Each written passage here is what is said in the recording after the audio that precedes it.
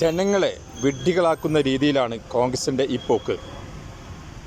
VD. സതീശനെ പ്രതിപക്ഷ നേതാവ് 5 കൊല്ലം നിർത്തി അദ്ദേഹം ഈ ഇലക്ഷന് രാവും പോവലും കഷ്ടപ്പെട്ട് പ്രത്യേകിച്ച് ജനങ്ങളുടെ ഇടയിൽ ഇദ്ദേഹം തന്നെ ആകും എന്നുള്ള പാട്ട് വരെ ഉണ്ടാക്കിയിരുന്നു. നമ്മളല്ലോ നേതാവേ, ഞാൻ ധാരാളം പാട്ട് കേട്ടിട്ടുണ്ട്.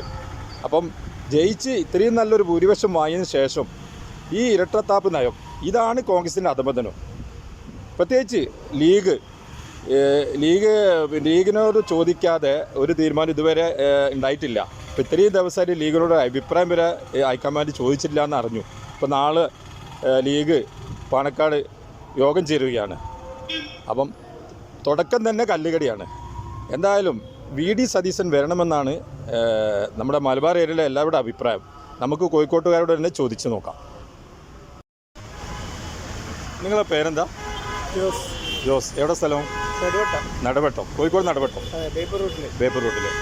നമ്മുടെ മുഖ്യമന്ത്രി ആരാകണമെന്നാണ് നിങ്ങളുടെ അഭിപ്രായം? വി.ഡി. സതീശനോ ഒരു കെ സി വേണുഗോപാലോ?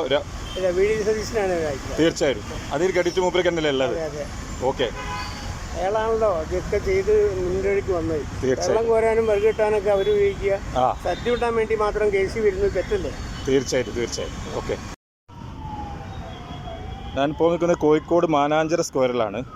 ഇവിടെ 2 സഹോദരിമാരുണ്ട്, അവരോട് ചോദിക്കാം. നിങ്ങളെ പേരെന്താണ്? റഷീദ. ഒന്ന് സൗണ്ട് പറഞ്ഞേ. റഷീദ. എവിടെ സ്ഥലം? കാരന്തൂർ, കോഴിക്കോടല്ലേ? ആരാവണം നമ്മുടെ മുഖ്യമന്ത്രി? സതീശനോ കെ സി വേണുഗോപാലോ? ആവണം ആഗ്രഹം.